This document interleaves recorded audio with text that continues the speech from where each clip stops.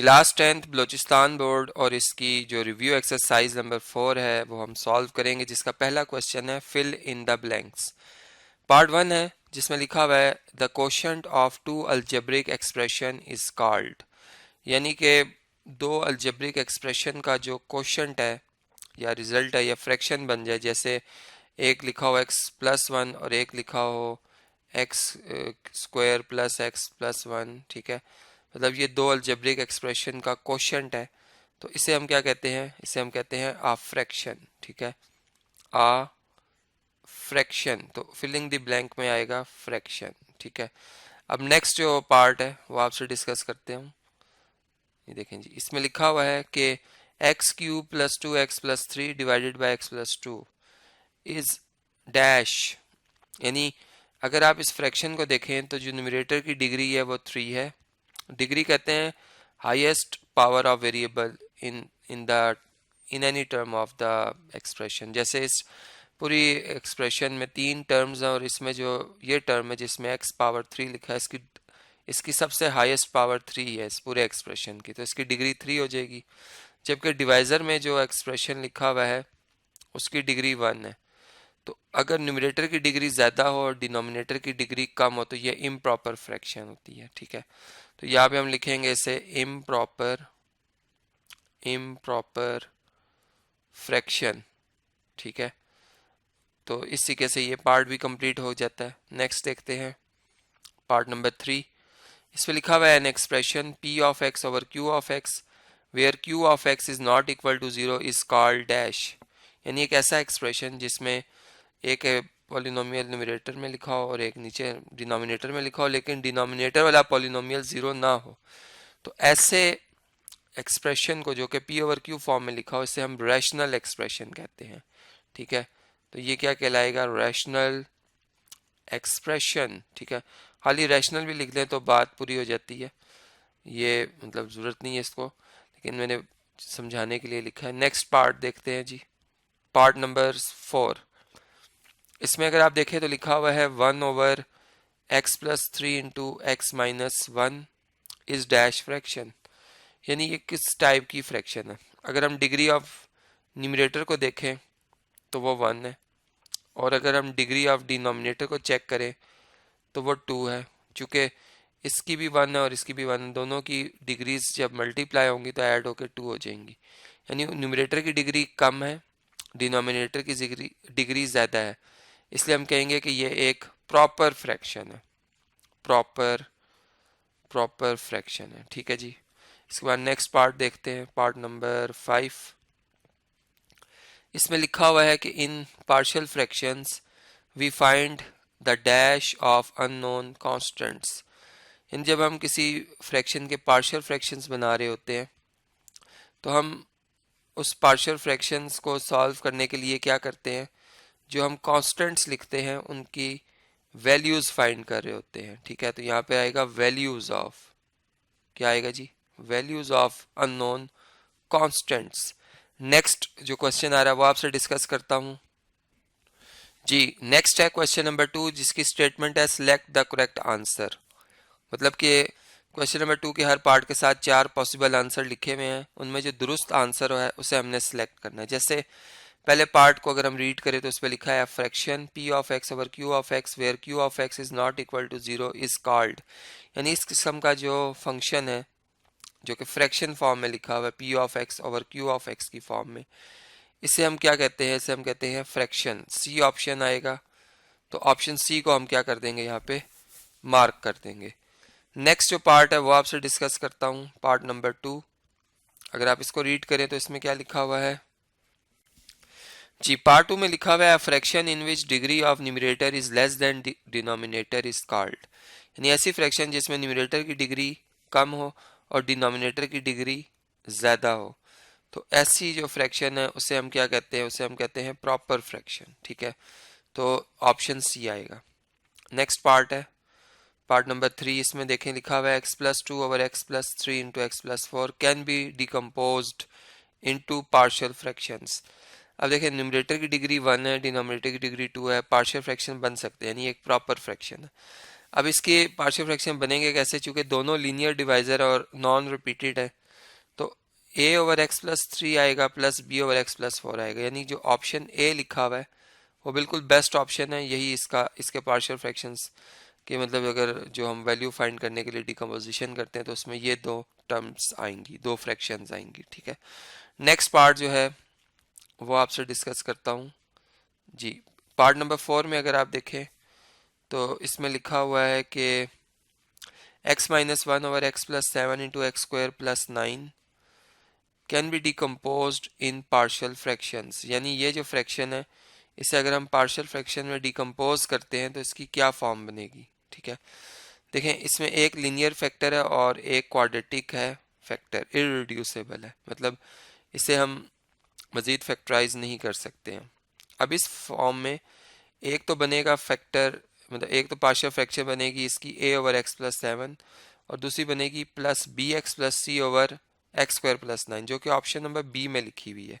इसलिए option B जो होगा वो हमारा बेस्ट ऑप्शन होगा, इसे हम टिक कर देते हैं। नेक्स्ट पार्ट है पार्ट नंबर 5।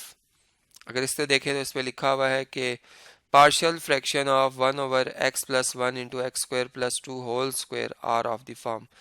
अब इसमें ये इररिड्यूसेबल है क्वाड्रेटिक फैक्टर लेकिन रिपीटेड है, जबकि एक लीनियर है। तो लीनियर के लिए तो a ओवर एक्स प्लस 1 आएगा और रिपीटेड के लिए ये होता है कि दो और पार्शियल फ्रैक्शन बनेंगे, एक बनेगा b x plus c over x square plus 2 और फिर एक बनेगा d x plus e over x square plus 2 whole square, यानी जो ऑप्शन सी है ये बिल्कुल बेस्ट ऑप्शन है, इसे हम मार्क कर देंगे। अब नेक्स्ट जो क्वेश्चन आ रहा है वो आपसे डिस्कस करता हूँ जी। नेक्स्ट है क्वेश्चन नंबर 3 जिसके हमने पार्शियल फ्रैक्शंस बनाने हैं और इसमें जो फ्रैक्शन गिवन है वो एक्स ओवर एक्स प्लस ए इंटू एक्स प्लस बी है। ये एक प्रॉपर फ्रैक्शन है, चूँकि न्यूमरेटर की डिग्री कम है और डिनोमिनेटर की डिग्री ज़्यादा है तो हम कहेंगे ये प्रॉपर फ्रैक्शन है। इसके पार्शियल फ्रैक्शंस जो हैं वो पॉसिबल है, ठीक है। तो सॉल्यूशन स्टार्ट करते हैं। सॉल्यूशन सबसे पहले जो ये गिवन फ्रैक्शन है इसको हम अपने पास कॉपी ही कर लेते हैं, ज़्यादा इजी हो जाएगा। अब इसके दो पार्शियल फ्रैक्शन बनेंगे, चूँकि इसके जो फैक्टर है डिवाइज़र में वो दो है, दोनों लीनियर हैं, इसलिए a over x plus a आएगा और plus b over x plus b आएगा। इसे हम इक्वेशन नंबर 1 कह देते हैं। अब a और b की वैल्यू फाइंड करने के लिए इस फ्रैक्शन को ख़त्म करेंगे। लेफ्ट साइड पे जो ये दोनों फैक्टर हैं इन्हें मल्टीप्लाई कर देंगे राइट साइड पे, यानी लेफ्ट साइड पे खाली x रह जाएगा। ये x प्लस ए और x प्लस बी जो है ये आकर a से भी मल्टीप्लाई होंगे और a के डिवाइज़र में x प्लस ए लिखा हुआ एज इट इज़ रहेगा।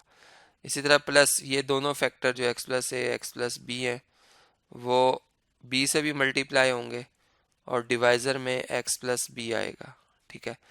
अब आप देखेंगे कौन से फैक्टर कैंसिल हो रहे हैं, जैसे x प्लस ए से कैंसिल, x प्लस बी से कैंसिल। तो दिस इम्प्लाइज x किसके इक्वल होगा, a into x plus b और plus b into x plus a के।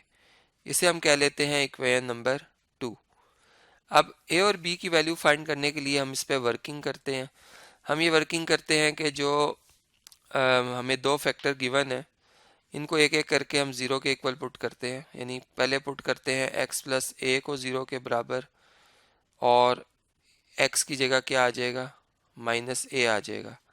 इसे पुट करेंगे इन इक्वेशन नंबर जो ये 2 आई है उसमें, ठीक है। इक्वेशन नंबर 2 में पुट करेंगे तो 2 में लिखते हैं जहाँ पे x लिखा है उसकी जगह माइनस ए, इसी तरह यहाँ भी माइनस ए प्लस बी और ये b के साथ माइनस ए प्लस ए ज़ीरो हो जाएगा, तो ये ओवरऑल पूरी टर्म ही ज़ीरो हो जाएगी। यानी a जो है किसके इक्वल आ रहा है, माइनस ए, और ये जो b माइनस ए है इधर आकर डिवाइड हो जाएगा, ठीक है। हम इसको इस तरह भी लिख सकते हैं, ये a की वैल्यू आ गई है। अब हम जो सेकंड फैक्टर है x प्लस बी इसको ज़ीरो के बराबर लिखते हैं और इससे x की वैल्यू निकालते हैं तो वो आती है माइनस बी। इसे लिख लेते हैं, पुट करते हैं इन इक्वेशन नंबर 2 इसमें, तो इधर आ जाएगा माइनस बी लेफ्ट साइड पे a के साथ, चूँकि ये पूरा फैक्टर ज़ीरो है तो a multiply by zero zero हो जाएगा और b into minus b plus a आ जाएगा, या इसको a माइनस बी भी लिख सकते हैं आप। तो कैपिटल B की वैल्यू आ रही है minus b divided by a minus b. अब ये ए और बी की जो दो वैल्यूज आई हैं इन्हें हम दर्ज कर लेंगे इस इक्वेशन नंबर 1 में। ठीक है, हम यहाँ पे एक स्टेटमेंट लिखेंगे, using the values of A and be in equation number 1। ठीक है, इक्वेशन नंबर 1 को सबसे पहले मैं यहाँ से कॉपी करता हूँ, स्क्रीन की दूसरी तरफ ले जाते हैं इसे, और इसे चले मैं यहाँ पे पेस्ट करता हूँ। और अब इसमें ए और बी की जो वैल्यूज़ आई हैं वो भी मैंने अलग करनी है। ठीक है, यानी ए की जो वैल्यू आई है वो क्या आई हुई है, -a/b-a, वो हम इसमें पुट करेंगे। ठीक है, तो यहाँ पे हम लिखेंगे पुट, और आगे ए की वैल्यू जो है वो ये। ठीक है, इसी तरह जो बी है कॉमा लगा के बी की जो वैल्यू उसको भी मैं यहाँ से कॉपी कर लेता हूँ। और बी की वैल्यू क्या आई हुई है, बी की वैल्यू आई है -b/a-b। इसको यहाँ से कॉपी कर लेते हैं, यहाँ पे चलें इसको लिखते हैं। तो ये दोनों वैल्यूज इस पे पुट करके इसको सिंप्लीफाई करेंगे तो आंसर आ जाएगा, इज इक्वल टू ए की जगह आप लिखेंगे -a, और जो नीचे b-a है वो इधर आकर x+a से मल्टीप्लाई हो जाएगा, तो b-a इंटू x+a इस तरह आ जाएगा। इसी तरह प्लस b, और b की वैल्यू -b है तो यहाँ पे -b/x+b, और उसके साथ मल्टीप्लाई हो जाएगा a-b। इसको भी अगर हम b-a को a-b बनाना चाहें तो इस नेगेटिव को मल्टीप्लाई कर देंगे ब्रैकेट में, तो ये भी a-b बन जाएगा। यानी नेक्स्ट स्टेप में हम इसको यूं लिख सकते हैं, इसको इसको पॉजिटिव a लिखकर, ठीक है, इसे a-b इंटू x+a लिख देंगे, और यहाँ पर साइन नेगेटिव आ जाएगा -b। ठीक है, ओवर इधर आ जाएगा x+b इंटू a-b। तो इसी के से ये जो हमारा प्रॉब्लम है जिसमें हमने पार्शियल फ्रैक्शंस बनाने थे गिवन फ्रैक्शन के, वो हमारा कंप्लीट हो जाता है। इस वीडियो को मैं कंटिन्यू कर रहा हूँ नेक्स्ट वीडियो में, जिसमें मैं इसी एक्सरसाइज के जो नेक्स्ट क्वेश्चन आ रहे हैं, क्वेश्चन नंबर 4, 5 एंड 6, वो आपसे डिस्कस करूँगा।